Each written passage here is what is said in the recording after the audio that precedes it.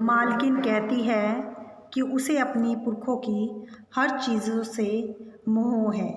ना जाने उसके पुरखों ने कितनी मेहनत से अपना मन मसोस कर बिना जीभ पर कोई स्वाद रखे ये चीज़ें बनाई हों। इसलिए उन चीज़ों को सुरक्षित रखना ज़रूरी है। उन्हें बेचना वह भी बहुत सस्ते में बहुत गलत है।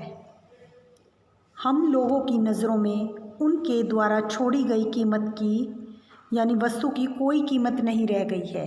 हम उन्हें सस्ते में समझते हैं, जबकि उन्होंने बहुत मुश्किल से हमारे पूर्वजों ने ये चीज़ें खरीदी हैं। बाज़ार में जाकर पीतल का भाव पूछो ज़रा, मालकिन कहती है माटी वाली से। दाम सुनकर दिमाग चकराने लगता है। यानी अब पीतल के भाव बहुत ज़्यादा हो गए हैं और ये व्यापारी यानी व्यापार करने वाले दुकानदार हमारे घरों से हराम के भाव इकट्ठा कर ले जाते हैं, यानी बहुत सस्ते में पीतल तांबा खरीद कर ले जाते हैं। तमाम बर्तन भांडे भी बर्तनों के लिए इस्तेमाल होता है, जो ये तांबे कांसे पीतल के होते हैं। अब कांसे के बर्तन भी गायब हो गए हैं। कहते हैं ना वो जो कांसे पदक मिला है यानी तांबे का जो गोल्डन सा होता है, सब घरों से अब ये गायब हो गए हैं। इतनी लंबी बात नहीं सोचते बाकी लोग।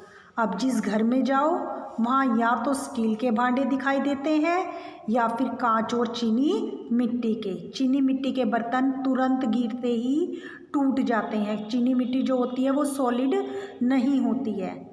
अपनी चीज़ का मोह बहुत बुरा होता है। मैं तो सोच कर भी पागल हो जाती हूँ कि अब इस उम्र में इस शहर को छोड़कर हम जाएंगे कहाँ। ये बात मालकिन कहती है।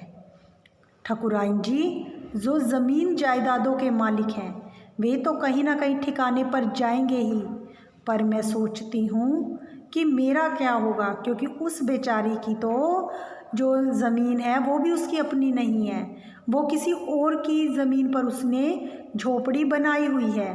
तो जब मालकिन कहती है कि हम तो यह सोच भी नहीं सकते कि हम इस शहर को छोड़कर चले जाएंगे, तो इस पर जो माटी वाली है कहती है मैं तो यह बात सोच भी नहीं सकती कि मेरा क्या होगा।